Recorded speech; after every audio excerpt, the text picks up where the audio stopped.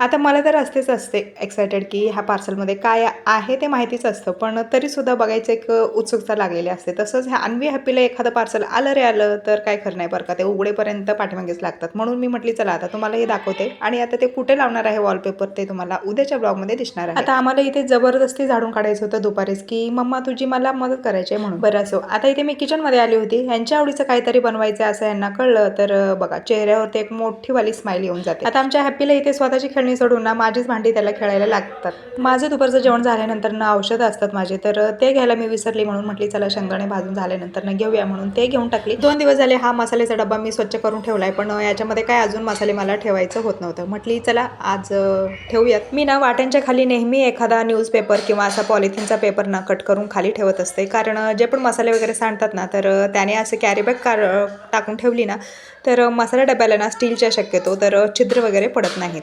आज ना पहिल्यांदा माझ्याकडून असं होतंय की मी बनवायला जाते एक आणि ते होऊन बसतंय दुसरंच. असं पण नाही की मी पहिल्यांदाच बनवते, पण याआधी पण मी बऱ्याच वेळा बनवलेलं होतं. आता तुम्हाला मी सांगतेच की असं का म्हणते मी कशाबद्दल. तर आता इथे मी गूळ वगैरे किसून ना गुळाचा पाक केला, पण मी खूप गडबड केली ह्या गुळाचा पाक रेडी व्हायला, कारण त्या अजून कच्चाच झाला होता, पूर्ण असा परफेक्ट झालेला नव्हता एकतारी पाक. तर मी कच्चाच पाक ना ह्या चुरमुऱ्यांवरती ओतला आणि सगळं मिक्स केले. तर लाडू वळायला घेतलं तर लाडू बनतच नव्हते.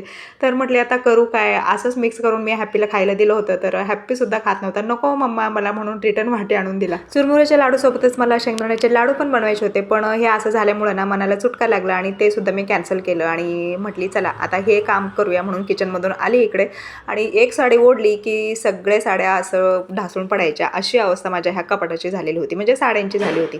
आता ही आहे माझ्या लग्नाची शालू बरं का, तर खूप जास्त आवडते मला, मी अजून सुद्धा जपून ठेवली.